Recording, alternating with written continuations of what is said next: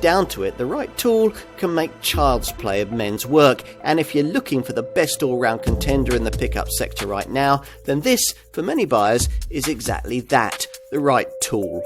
As well as being practical, spacious for cargo and good for towing, this much improved post-2019 version of the third generation Ford Ranger pickup gets a 2-litre EcoBlue diesel engine that's significantly more efficient. It's also smarter, safer and very media savvy, plus it's decent to drive for a vehicle of this kind, and there's even an extreme Raptor version at the top of the range capable of rally-style off-roading. Across the Ranger lineup, the idea is to tempt everyone from builders to surfboarding, mountain biking families with what is now a very complete product indeed.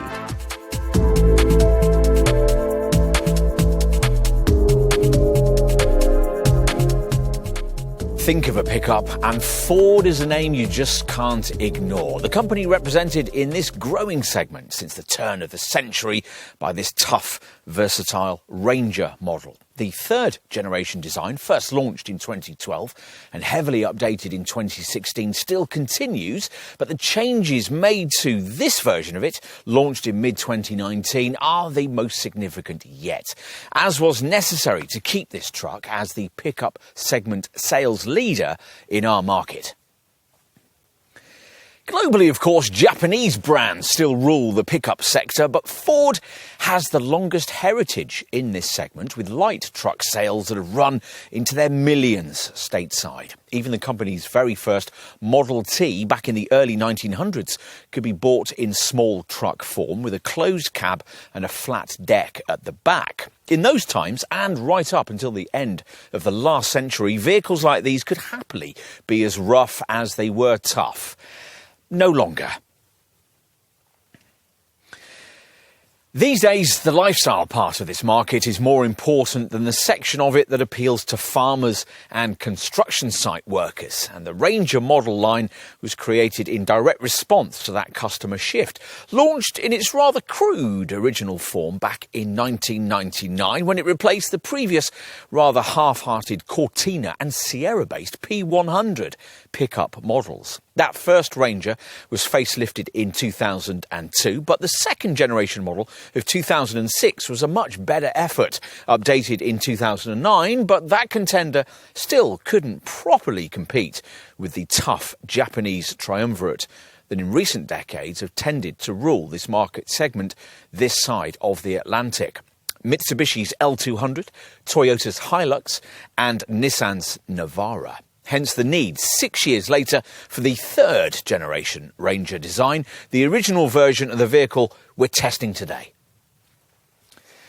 What we're looking at here, though, is very different from the pickup that first appeared in Ford dealers back in 2012. And that's the case even if you don't opt for the rather extreme Raptor Ford Performance engineered flagship version that we've got here. All variants of this pickup get an all-new 2-litre EcoBlue diesel engine that can be mated to the advanced new 10-speed auto transmission we first saw in the Mustang sports car.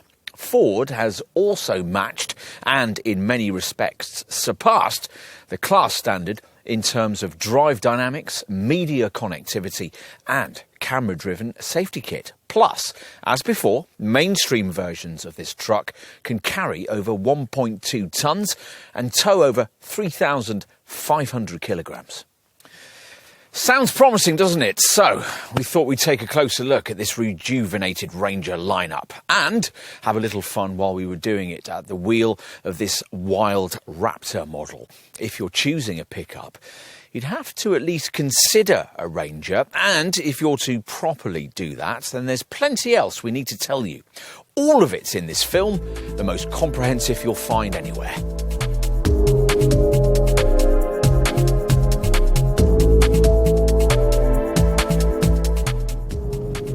A Ranger remains one of the more agile pickups that you can choose, which makes it a good basis for the Ford Performance engineered Raptor version that we've chosen to test today. It's much more probable, of course, that you'll be wanting a more mainstream model, and analysis of the drive dynamics delivered by more accessible variants is going to be our primary focus here.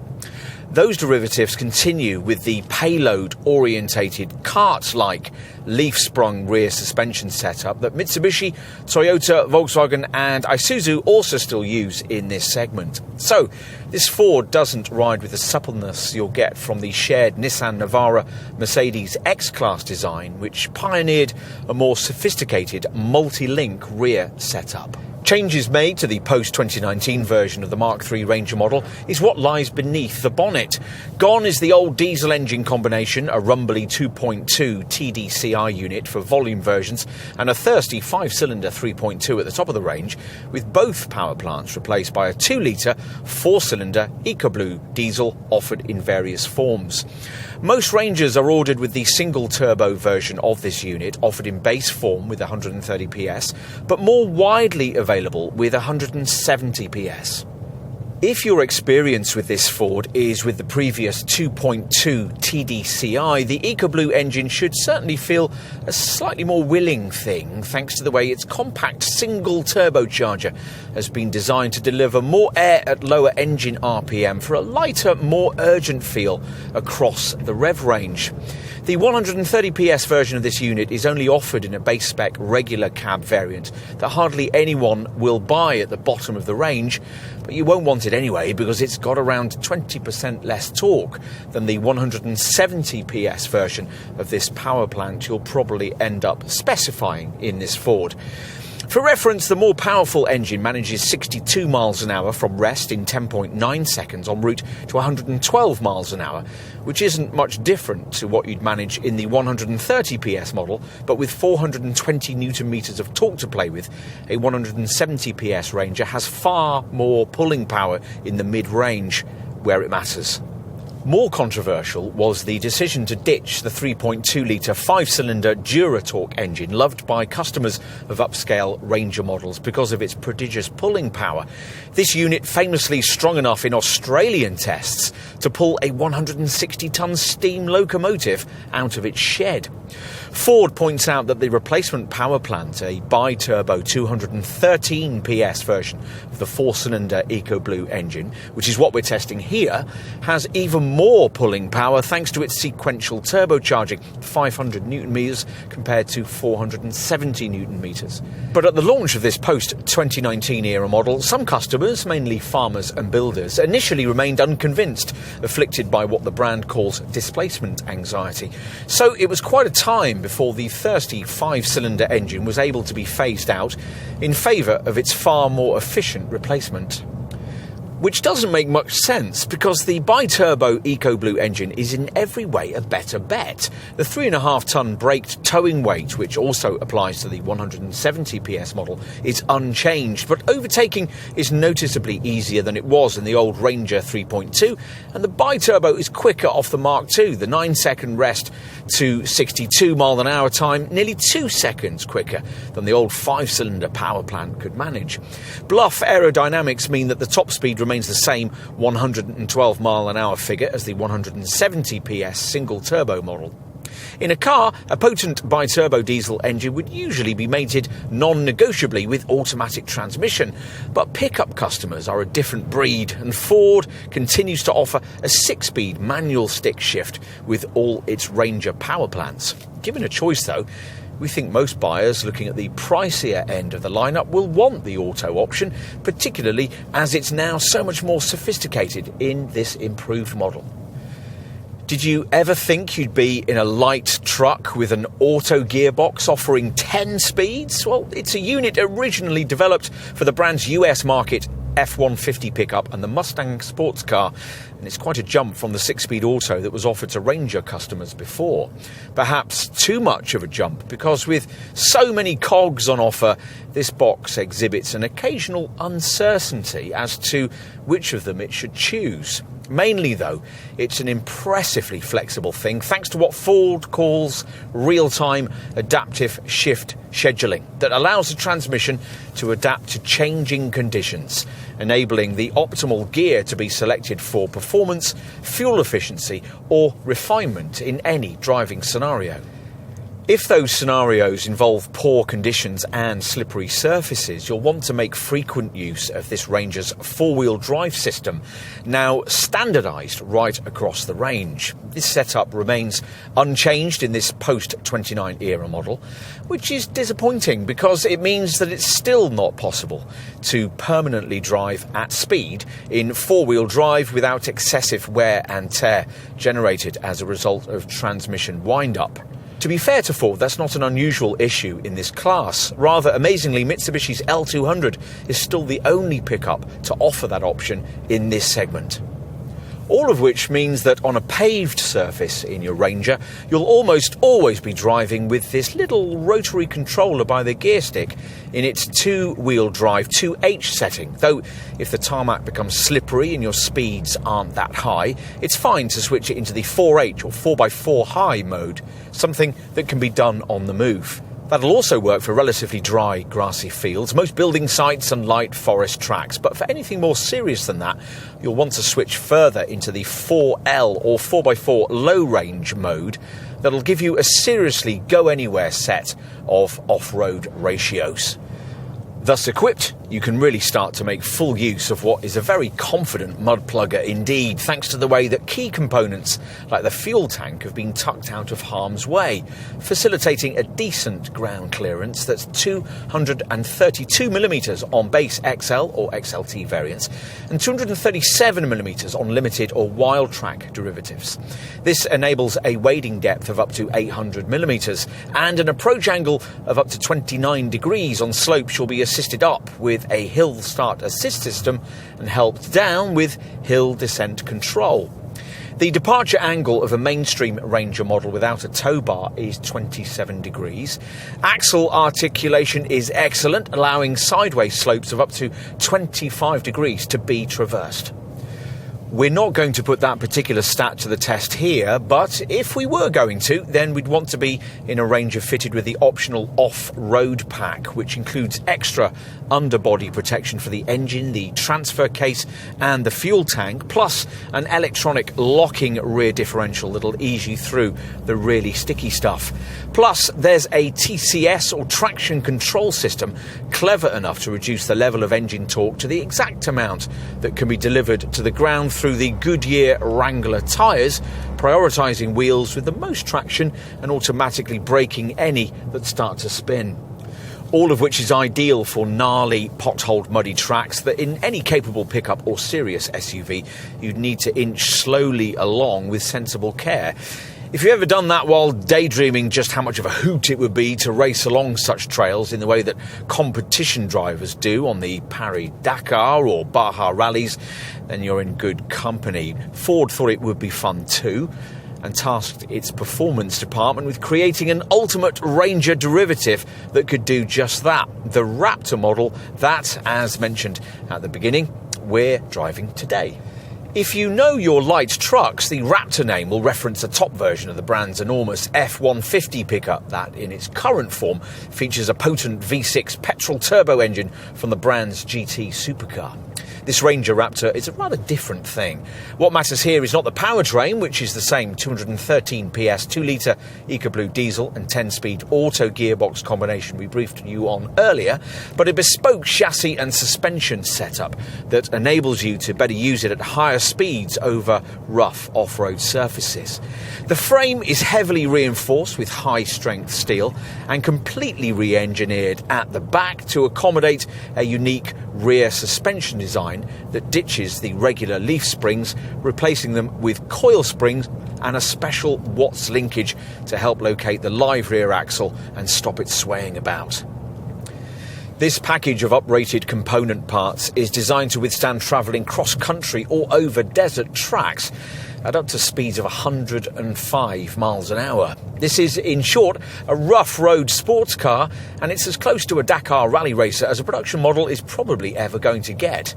In keeping with that remit, this Raptor gets uprated springs all round, special Fox Motorsport dampers, and bespoke 17-inch wheels shod with knobbly BF Goodrich KO2 tyres featuring specially strengthened sidewalls. The result at speed off-road is a quite astonishing stability at speed over bumps and ridges. It really is fantastic fun, providing you don't go too wild, especially if you select rally-orientated Baja mode, one of 6 available through the Raptor's bespoke terrain management system. The others are normal and sport, plus 3 further settings for lower speed work: a grass, gravel, snow option, a mud and sand option, and for inching along gullies, a dedicated rock mode. These all benefit from the fact that on a Ranger Raptor, ground clearance is raised by 51mm to 283mm. The approach angle is up to 32.5 degrees and the wading depth increases to 850mm. There is inevitably a need to pay for your pleasures, the headline drawback being a reduction in payload capacity, relieving this model of a normal Ranger's commercial vehicle classification, meaning that VAT can't be claimed back on its purchase price. Plus, towing capacity with this variant falls to just 2.5 tonnes, while extra weight and a different 3.73 axle ratio mean that running cost efficiency is inferior to what you'd get in an ordinary bi-turbo Ranger auto model. As is performance, the quoted figures fall to 106 miles an hour and 10 seconds for the rest to 60 mile an hour sprint.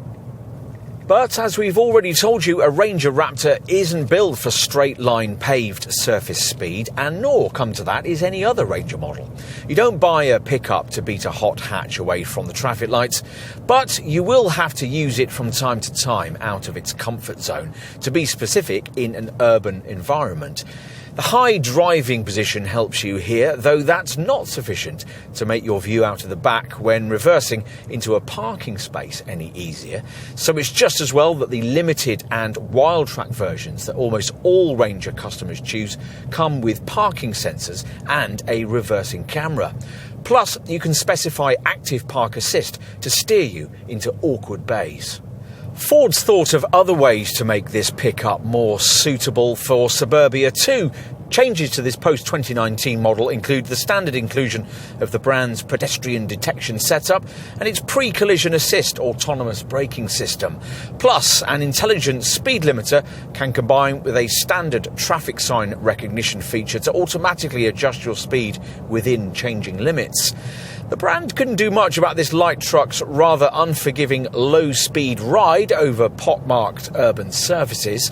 Earlier, we referenced the fact that the utilitarian leaf-sprung rear suspension setup of mainstream models makes that inevitable. But other rivals struggle more here, and things smooth out a bit at highway speeds, at which point an existing Ranger owner might also notice that the adoption of the EcoBlue engine has made this Ford a tad quieter, aided on plusher variants by the addition of an active noise control system. As with any other pickup though, the bluff shape and big wheels mean you get plenty of wind and tyre roar. Don't believe any dealer that tells you a Ranger is SUV-like to drive. No pickup is, though this Raptor version gets closer to that standard than any other light truck we've tried.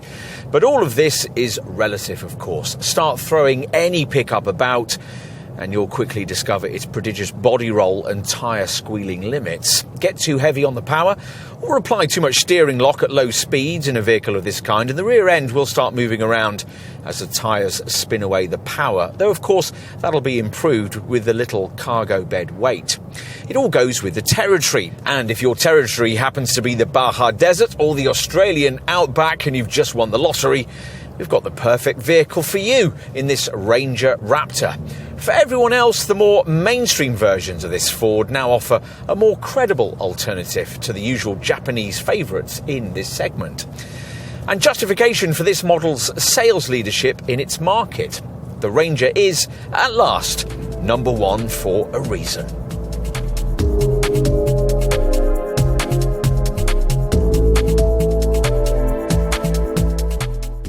Is it big enough for you? Well, perhaps so, but in the US, this Ranger would be the kind of pickup you'd buy if you wanted a slightly smaller, compact, light truck. Ford's enormous F-150 pickup is the standard-sized offering there, so enormous that the brand doesn't dare sell it here. That vehicle provides much of the inspiration for the Ranger Raptor variant we're testing today. Flagship of a lineup with styling subtly changed as part of the 2019 product update. The kind of Ranger you've chosen will be instantly evident from a glance at its nose, revised on this post-2019 model. The standard range variants now have smarter front grille with a central horizontal bar split along its length in two slim sections. This styling feature is grey finished on the utility-orientated XL models, gains silver embellishments on the plusher XLT and limited variants, and is titanium trimmed on the Wildtrak lifestyle derivative that 64% of Ranger customers choose. This top Raptor Ford performance model, of course, needs a tad more street presence and gains it with a unique grille, which, as you can see, features Ford lettering rather than the usual blue oval badge. All Rangers get an improved bumper design with new separated front fog lamp housings and a larger lower skid plate. In a market where skid plates are all too often merely stylised panels of grey plastic, it's refreshing to find that Ford thinks this appendage should be properly functional, particularly on a Raptor, where this bash panel is made from 2.3mm high-strength steel. As with other high-end versions of this model, these headlamps feature premium bi-xenon beams. Let's move to the side and the profile perspective of a mainstream model Ranger, originally penned by Australian stylist Craig Metros, hasn't really changed very much since this third generation design was first launched in 2012. Post-2019 changes here were limited to things like fresh premium colour options and restyled 16, 17 and 18-inch wheels. Limited spec models get chromed tubular sports bars behind the cab. These replaced by this Dino Grey sports hoop on top variants like the Wildtrak, which gets titanium trimming for these distinctive outboard air intakes. Of course, a Raptor delivers a much more overt slice of pavement theatre. At nearly 5.4 metres long, it's 44mm lengthier than a standard Ranger, and these huge branded side steps reference the fact that it sits 52mm higher too. That's mainly because of this variant's 51mm increase in ground clearance, enhanced to 283mm, and the knobbly BF Goodrich all-terrain TAKO2 tyres that sit in flared wheel arches fashioned from composite material. That bespoke rubber features sidewalls that are 20% stiffer and shrouds these stylised 17-inch black rims. At the rear, the size of this cargo bed is dependent on which of the three body styles you select. There are three: a two-seater regular cab, a so-called super cab with occasional rear seats, and the four-door double cab that most end up buying, the version we have here. The owner of an ordinary Ranger might notice that this Raptor model is 168mm wider thanks to its redesigned suspension and a track width that's 150mm greater. These two tow hooks look proper and are rated for kinetic recovery at a massive 3,863 kilos. Kinetic recovery, by the way, is when you attach a stuck vehicle to a mobile one, then use the mobile truck like a high-powered bungee device to catapult the stuck vehicle free. When used for this, the towing eye at the front is strong enough to handle 4,635 kilograms. Time to take a seat at the wheel, but before we do, let's touch upon something we don't normally talk about: the ignition key. With higher-end Ranger models, this one's programmable, which means that it can be set to automatically restrict elements of the car's functionality. Things like maximum speed and stereo volume. It can even deal with the seatbelt reminders and prevent vital safety systems from being switched off. It's a useful touch that will provide vital extra peace of mind if you occasionally need to lend your pickup out to someone but want to oversee how they use it, a work colleague, for instance. You'll get two of these so-called My Key fobs when you take delivery. Just keep an unrestricted admin key for yourself and use the other to keep borrower driving in check.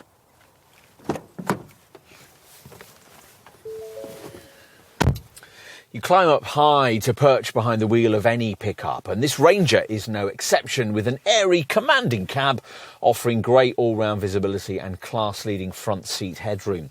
There are plusher, more sophisticated cabins in this segment, but this one does at least seem well put together by the South African factory and benefits from technology and switchgear recognisable from Ford's passenger car range. The interior of a mainstream Ranger model isn't, of course, quite as plush as what's served up by this top Raptor version. With this flagship Ford Performance variant, you get powered leather and suede sports seats, which are Raptor branded, as is the leather-bound sports steering wheel with its track-style red centre marker. Blue stitching features subtly here, and more prominently on the gearshift gaiter, the door card trimming and the leather covering for the fascia top. On all Rangers, the centre part of the dash is dominated by a sync infotainment display with 3.5 and 8-inch monitors respectively fitted to XL and XLT variants, and this more advanced 8-inch Sync 3 touchscreen featuring from limited trim upwards.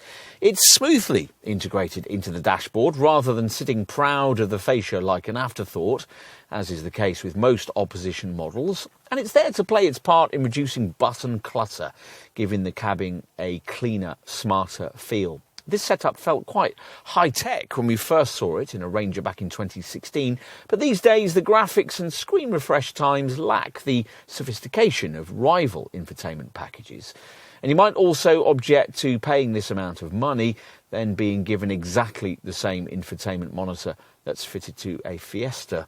Still, you can't fault the range of features the Sync 3 package provides, improved on this model by the addition of the Ford Pass Connect Wi-Fi modem, which allows you to create a Wi-Fi hotspot in the vehicle and also connects to a freely downloadable Ford Pass app. This allows you to select points of interest along your chosen route, search for refuelling points by brand, price or fuel grade, and search for available parking spaces, checking costs and car park opening hours.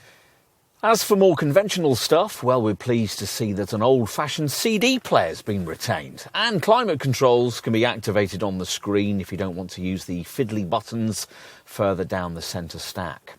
The other main screen options allow you to deal with audio settings, navigation, various apps and Bluetooth phone activation. Plus, of course, there's Apple CarPlay and Android Auto smartphone mirroring.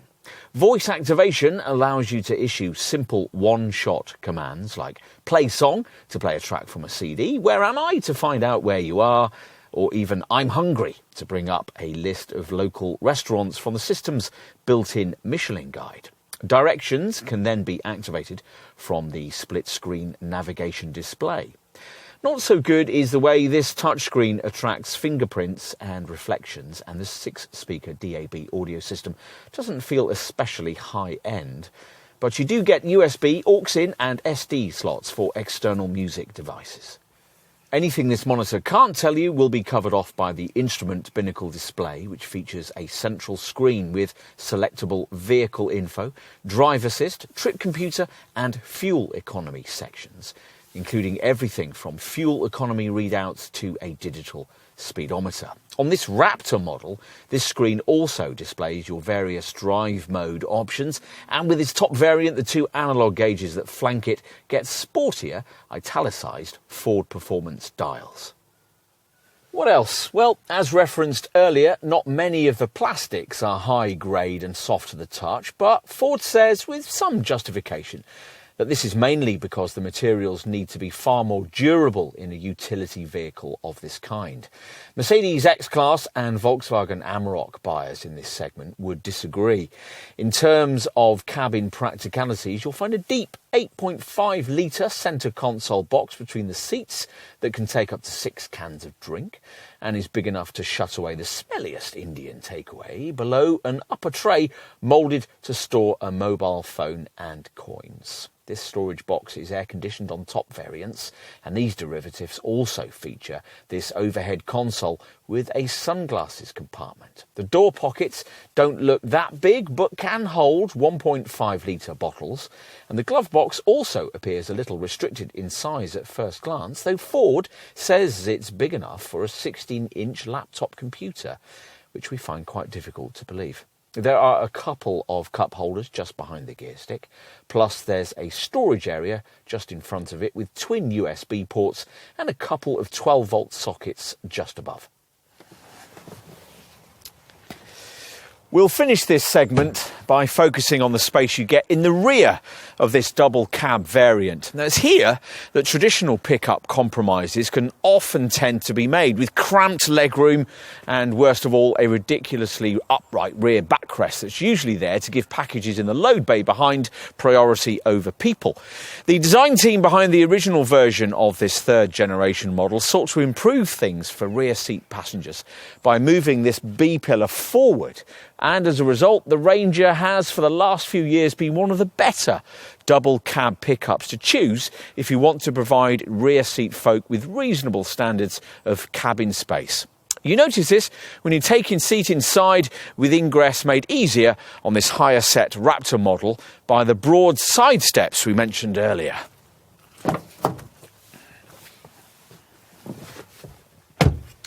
Though this vehicle is actually narrower than an ordinary Ford Mondeo and up to 100mm narrower than some of its rivals, it is possible to get 3 adults across this back seat without too much discomfort. 2 6-footers can certainly sit one behind the other with reasonable ease. If there are only 2 of you in the back, you'll be able to use this central armrest with its built-in dual cup holders. Avoid the 2 base trim levels and you'll get this useful 3-pin AC 230-volt, 150-watt power converter point alongside a 12-volt port, plus there are seat back pockets and decent door bins. You'll hesitate to take grubby building mates in the back of this Raptor model for fear of soiling the suede-style seats and blue stitched door cards.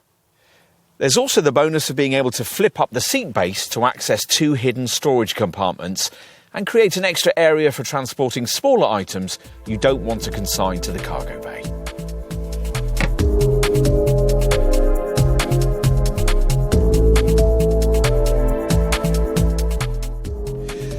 All Rangers now come with 4-wheel drive and a 2-litre EcoBlue 4-cylinder diesel engine of some sort, and there's a choice of 3 body styles: the regular cab, single cab base option, super cab, which still has just 2 doors but offers an occasional use pair of rear seats, and the double cab option we have here, the one the vast majority of pickup buyers choose. The Ranger is classified as a commercial vehicle and is therefore sold at Ford's network of transit centres. The base utility-orientated XL trim level is the only one that includes a regular cab variant and the only one that gives you a choice of all 3 body shapes. At this end of the range, pricing, excluding the VAT that most business buyers will be able to claim back, starts from around £22,000 for a regular cab variant with a 2-litre diesel in its feeblest 130 PS form. Another £650 gets you the 170 PS version of this power plant that most affordable Ranger models feature, including the cheapest XL spec double cab, which costs around £24,000.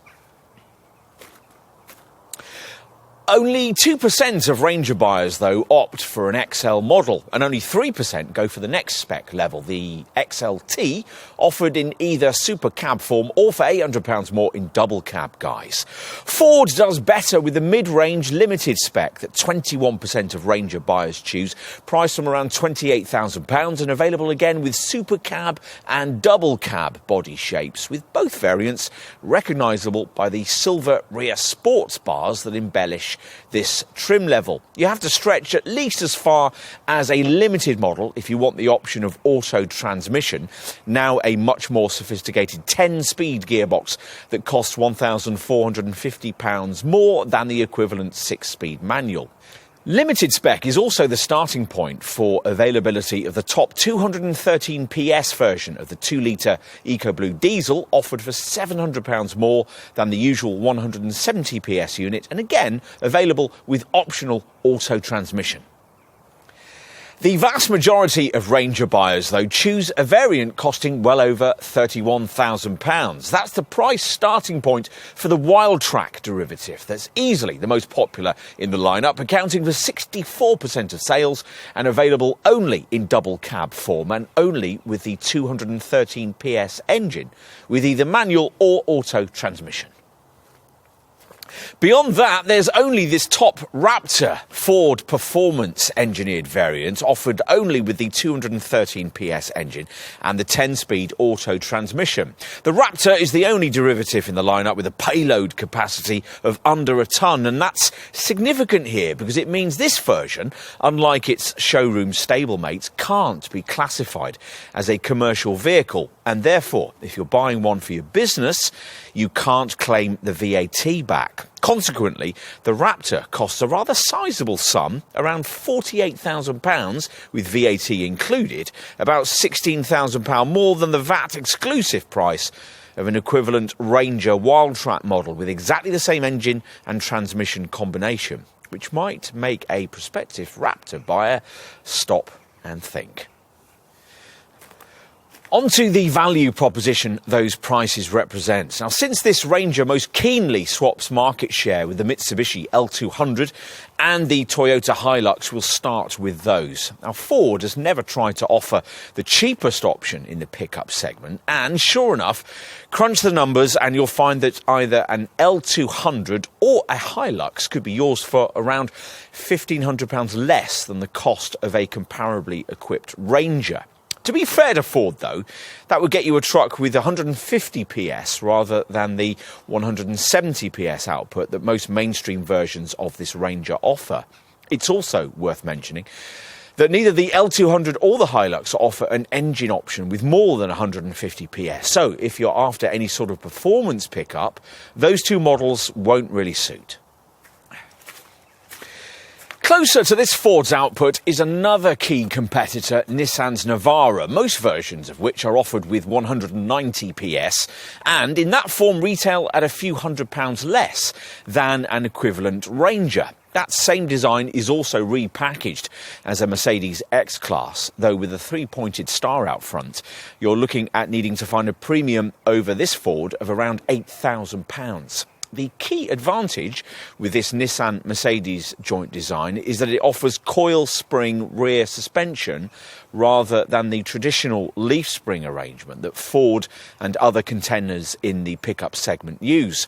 Those in search of a higher quality offering in this sector will also be considering the Volkswagen Amarok. That VW only comes with a 3-litre V6 TDI diesel with output starting at 204 PS and prices starting at around £30,000. So you'd be comparing it to a plusher Ranger with the top 213 PS EcoBlue engine, in which case you'd find the Ford to be about £1,000 cheaper. Are there other pickup segment options? Well, not many. We'd recommend you take a look at the Isuzu D-Max, which might save you a couple of thousand and has been substantially improved of late. And you'd save substantially more than that if you were to go for the segment's cheapest pickup, the SsangYong Musso.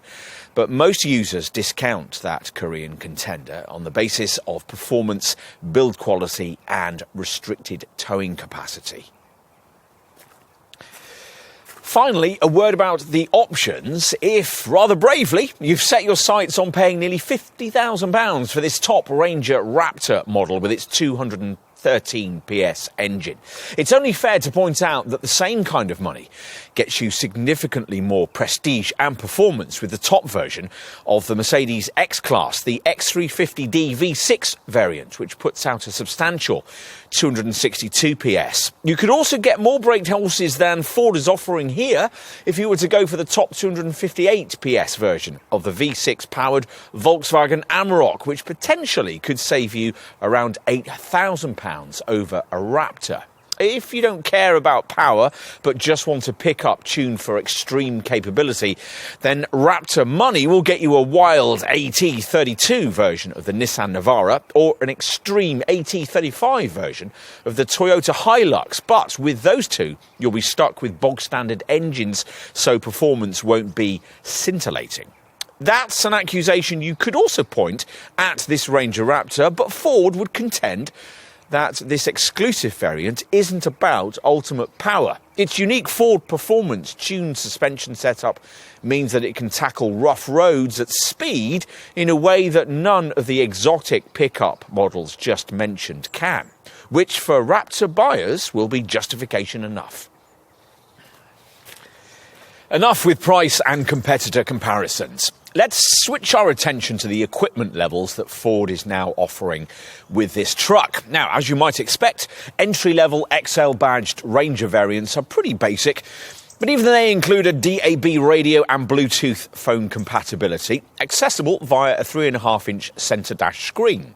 There's also a heated windscreen, power heated mirrors, cruise control, intelligent speed assist and a spare wheel, plus security measures which include a Thatcham Category 1 alarm, a PATS immobiliser and specially shielded door locks.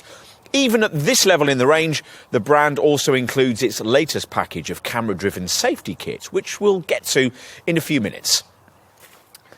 Move up to XLT spec and Ford will throw in quite a lot more. There's a chromed finish for the front grille, the door mirrors and the door handles. Plus there are 16-inch alloy wheels, front fog lights, side steps, auto headlamps and wipers, power folding mirrors, a load box bed liner and powered tailgate locking. Inside, XLT buyers get air conditioning, a leather-covered steering wheel, an auto-dimming rear-view mirror and Ford's Sync 1 infotainment system with its larger 8-inch colour multifunction display and voice control. For many Ranger customers, perusals of the lineup will begin with mid-range limited spec, not only because it includes more kit, but also, as mentioned earlier, because it's the starting point with this Ford if you want the option of an auto gearbox or the lustier 213 PS engine.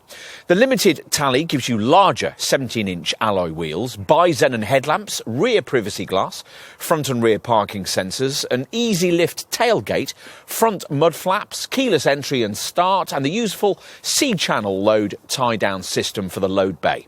Plus, most of the engines benefit from a stop-start system, and there are chromed tubular rear sports bars, if you like that sort of thing. Inside, Ranger Limited customers can expect to find leather upholstery, climate control that also cools the centre storage box, a rear-view camera, a useful 3-pin AC 230-volt, 150-watt power converter point at the rear, and on double cab models, a powered heated driver's seat. Buying into the Ranger lineup from limited spec upwards also gets you Ford's more sophisticated Sync 3 infotainment setup with its more sophisticated 8-inch touchscreen and 6-speaker audio system. Having Sync 3 means you also get the clever Ford My Key setup. This recognises your favourite driving settings from an individually programmed ignition key and allows you to program a spare key with restricted settings if you're loaning your Ranger out to someone else. Neat. And with Sync 3 you get the Ford Pass Connect Wi-Fi modem, which allows you to create a Wi-Fi hotspot in the vehicle and also connects to a freely downloadable Ford Pass app. This allows you to select points of interest along your chosen route, search for refuelling points by brand, price or fuel grade, and search for available parking spaces, checking costs and car park opening hours. Earlier, we mentioned that the most popular Ranger derivative was the lifestyle-orientated Wildtrak version, which has clearly hit the sweet spot in terms of how pickup customers want their trucks to look.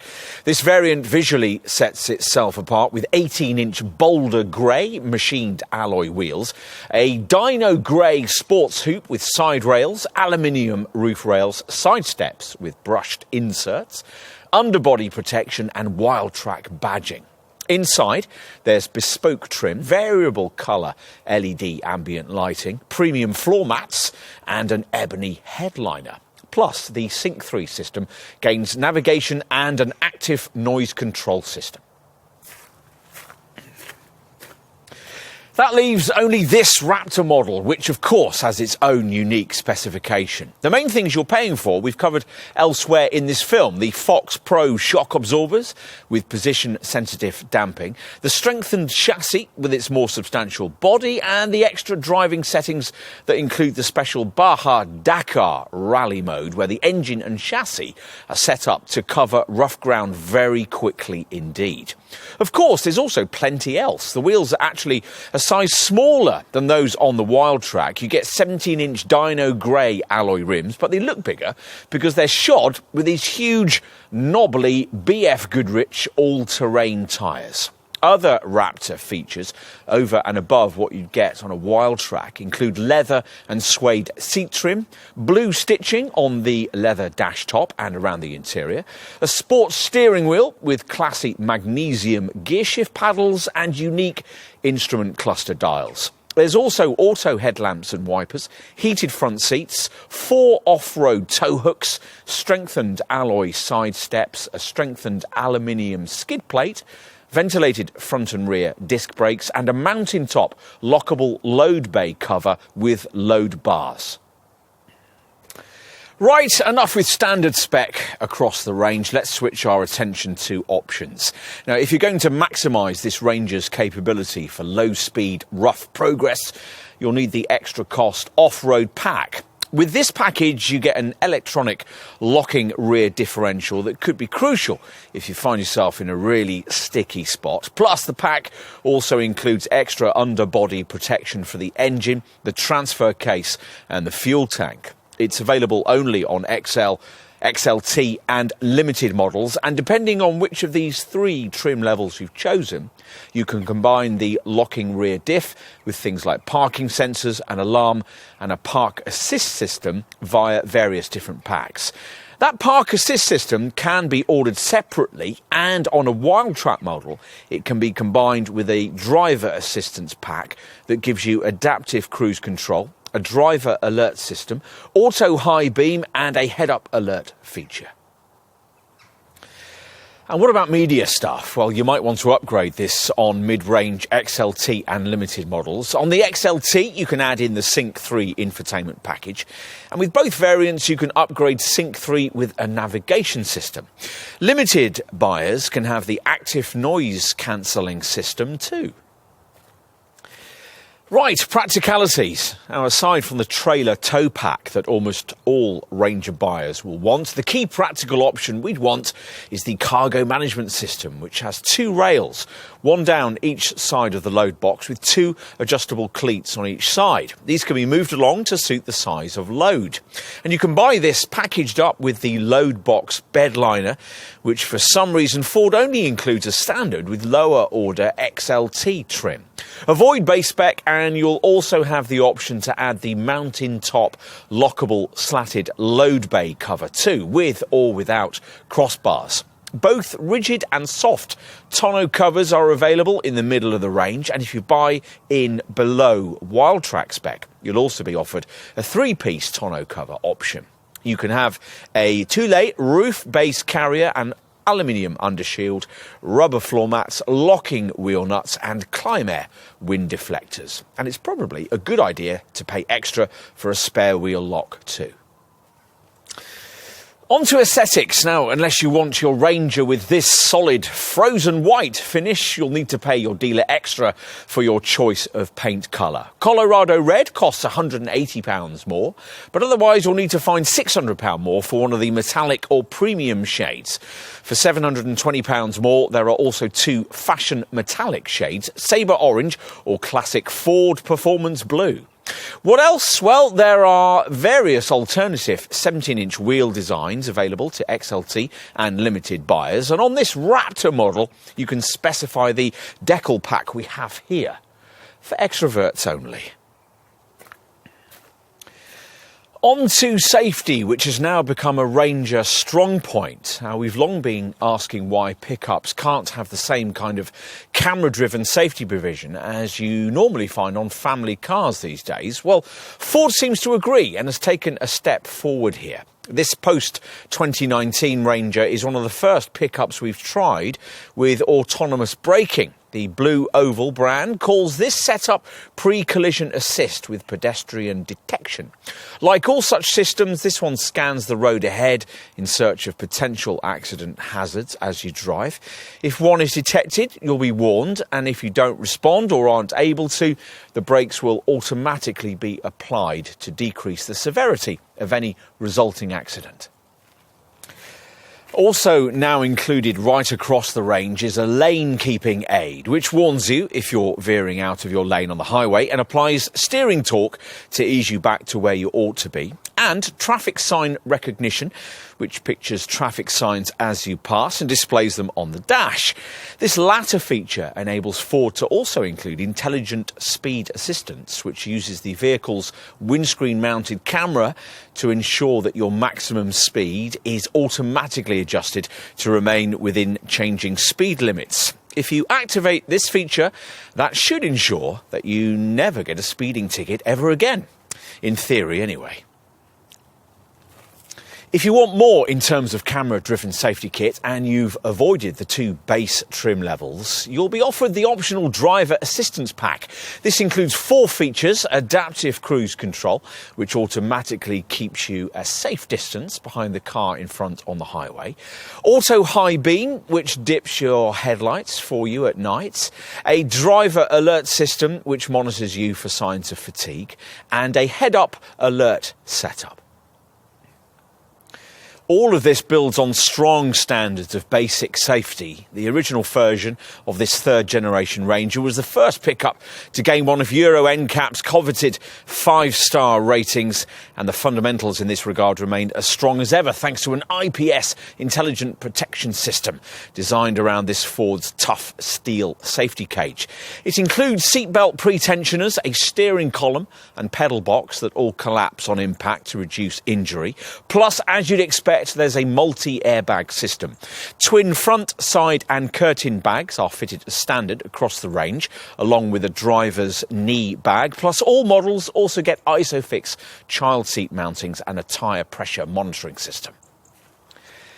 In addition, as you'd expect, there's all manner of electronic assistance to try and ensure that you'll never find yourself in an accident situation. So, the ABS brakes get emergency brake assist to make them more effective in sharp panic stops, advertised to following motorists by automatically flashing emergency brake lights. There's also TCS, traction control, and an ESC stability control system, built into which are devices to prevent trailer sway and suspension imbalance through poor loading. Plus, for extreme circumstances, a rollover mitigation system. On top of that, there's hill start assist to stop you from drifting backwards on uphill junctions, and a hill descent control setup that, when off-road, will gently ease you down slippery slopes. Plus, if you've a plush variant fitted with Ford's clever Sync 3 infotainment system, you'll get an emergency assistance feature, which will automatically alert the emergency services with your exact location if you're involved in an accident.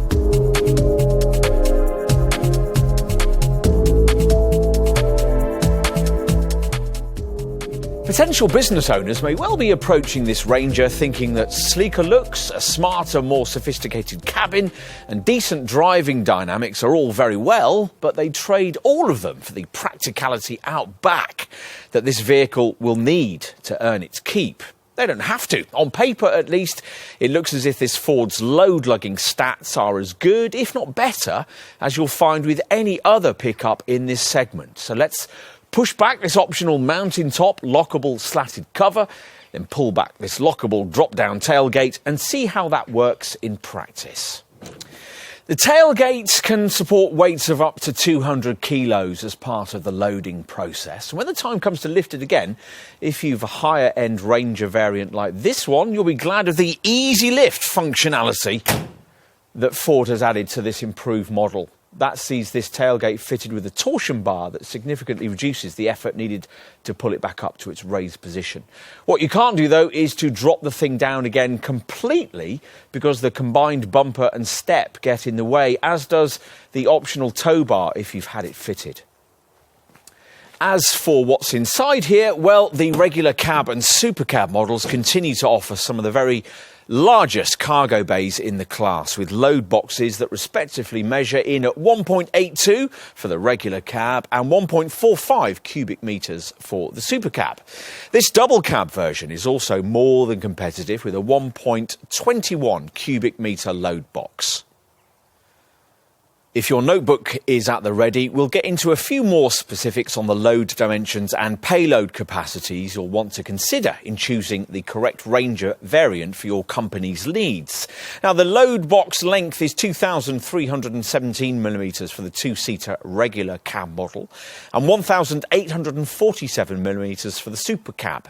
With this double cab variant, it varies according to trim: 1,613mm for XL, XLT and limited versions, and 1,575mm for Wildtrak and Raptor models. All Rangers have a load box width of 1,560mm, narrowing to 1,139 between the wheel arches, which is easily enough to accommodate the kind of Euro pallet you shouldn't have too much difficulty in lifting up to floor level, thanks to a reasonable loading height that on a base trim double cab version starts from 835mm. In this Raptor derivative, though, it's up at 906mm. The load box depth on most Rangers is 511mm, rising to 541 on Wildtrak and Raptor models.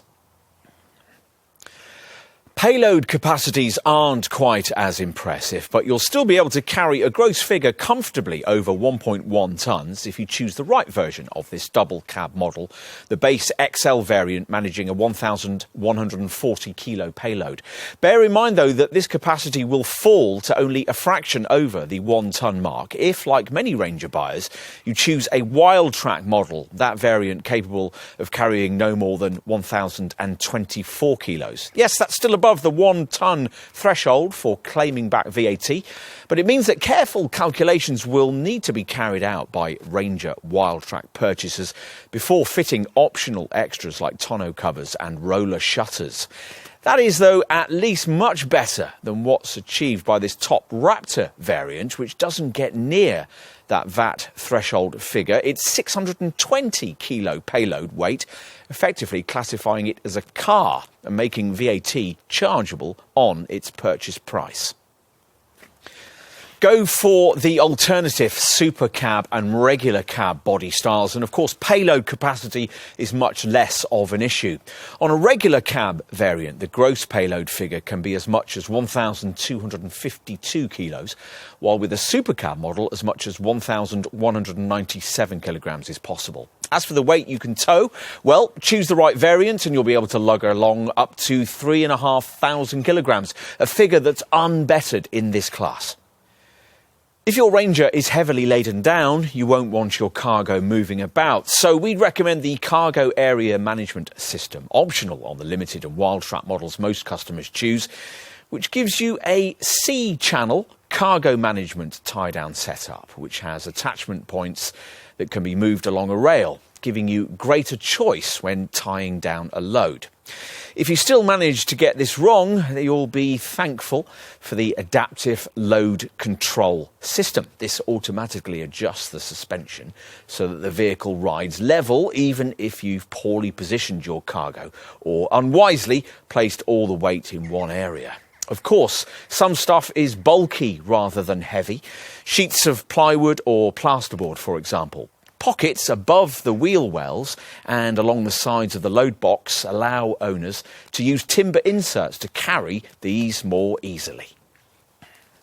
And running costs, well, these have improved substantially with this enhanced post-2019 third generation model, and they needed to. Opposition models have dramatically improved their performances in this regard, since this third generation Ranger was first introduced back in 2012 and improved in 2016. Hence the need, as part of this update, to rip out the previous DuraTorque 2.2 TDCi diesel units and pension off the 3.2 TDCi diesel V6, replacing both power plants with the 2-litre EcoBlue diesel we've been testing today.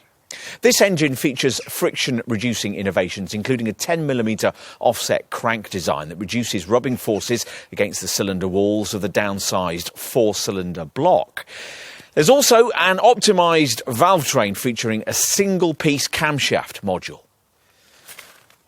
All this engineering effort paid off too. With volume versions of this Ford's new 2-litre EcoBlue diesel engine, the engineers talk of a running cost improvement of over 4%. To be specific, the 170 PS manual Ranger model manages WLTP readings of 36 mpg on the WLTP combined cycle and 205 grams per kilometre, replacing a directly equivalent 2.2-litre DuraTorque TDCi 160 PS variant that managed 34 mpg and 215 grams per kilometre. Overall, you're looking at a 4.6% improvement. To give you some class perspective on that, a rival Mitsubishi L200 manual model with 150 PS manages WLTP ratings of 32.1 mpg on the combined cycle and 231 grams per kilometre of CO2. Quite a difference. At the top of this Ranger's powertrain lineup, the efficiency gains are larger, as you'd expect they might be, given that the old 3.2-litre 6-cylinder TDCi 200 PS engine has been replaced by a 2-litre 4-cylinder EcoBlue twin-turbo 213 PS unit. Limited and wild track models that feature this unit manage up to 31 mpg and 236 grams per kilometre of CO2 on the WLTP cycle, as opposed to 28 mpg and 260 grams per kilometre for the old 3.2 TDCi, a useful 9.2% efficiency improvement. That's with the 10-speed auto transmission that most customers will want. With the manual gearbox, you'll do slightly better. But even the auto model's figures bring this Ford right back into play with the competition. An equivalent version of the Volkswagen Amarok, for instance, manages up to 28.2 mpg and up to 232 grams per kilometre. If you happen to be looking at this top Ranger Raptor model, bear in mind that this variant's different axle ratio, it's 3.73 as opposed to 3.55, means that the fuel and CO2 figures we just quoted for limited and wild track 213 PS models will take a drop of about 15%. WLTP rated at 26.4 mpg and 281 grams per kilometre. So it's necessary, as always, to pay for your pleasures. To help owners get somewhere close to these figures on a day-to-day basis, there's an engine stop-start system, or at least there is, providing you don't opt for a 213 PS manual model, which lacks it for some curious reason known only to Ford. Across the range, there's also smart regenerative charging for the battery, low rolling resistance tyres and a gear shift indicator on the dash, plus a graphic fuel usage display that shows the average fuel consumption and your recent success in frugality. We like the little touches too, like Ford's Easy Fuel refuelling system, which makes it impossible to fill up your diesel Ranger with petrol by mistake. Talking of refuelling, the fuel figures we just gave you, combined with this Ford's 80-litre fuel tank, should give this truck an operating range of close to 750 miles between fill-ups. At some point, the Treasury will probably start to rate pickups under the same kind of CO2-based personal taxation system that's used for ordinary cars, but that hasn't happened yet.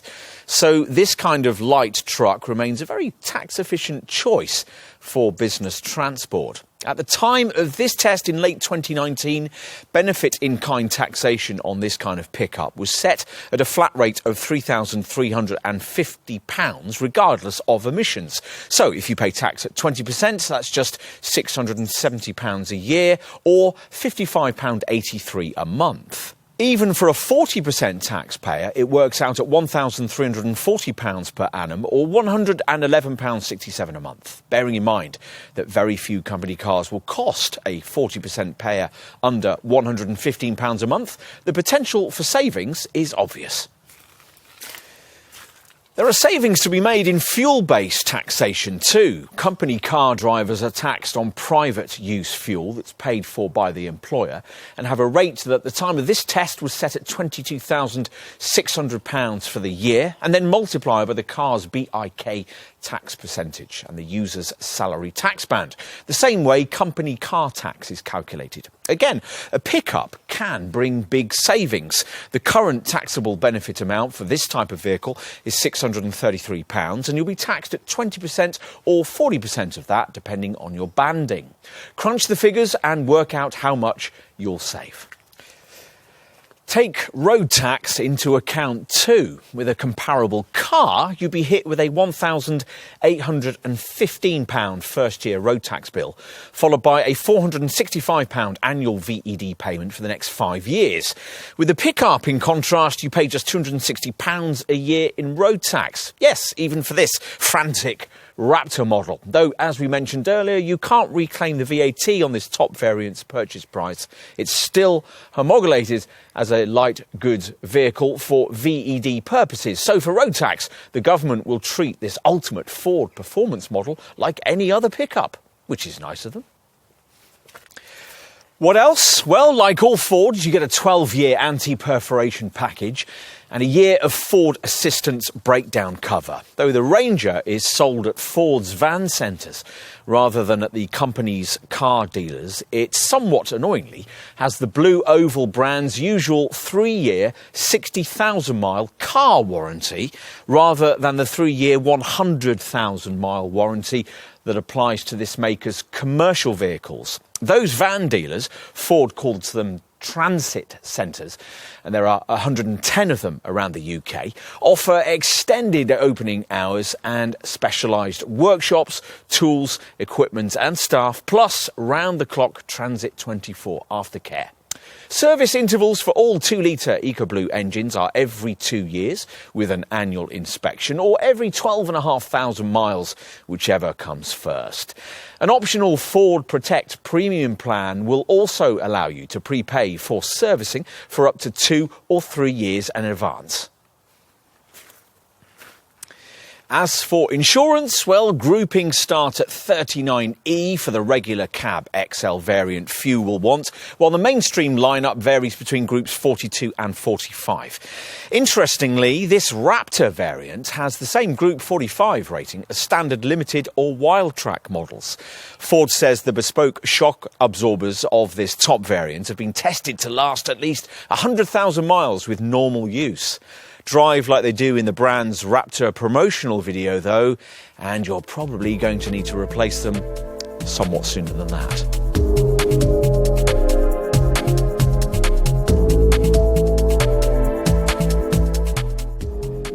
You can't deny that this improved third-generation Ranger is a thoroughly engineered product, the first Ford pickup to credibly justify market sales leadership.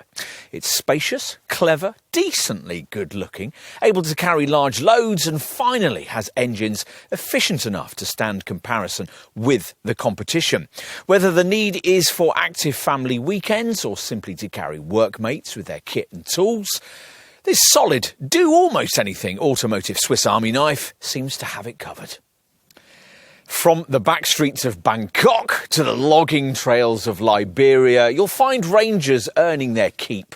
But this model's most unique selling points go beyond just sheer ruggedness, tough though this Ford is to brake. From a handling perspective, the on-tarmac driving dynamics are still arguably best in segment, aided by safety and infotainment technology that'll see Japanese competitors having to play catch-up.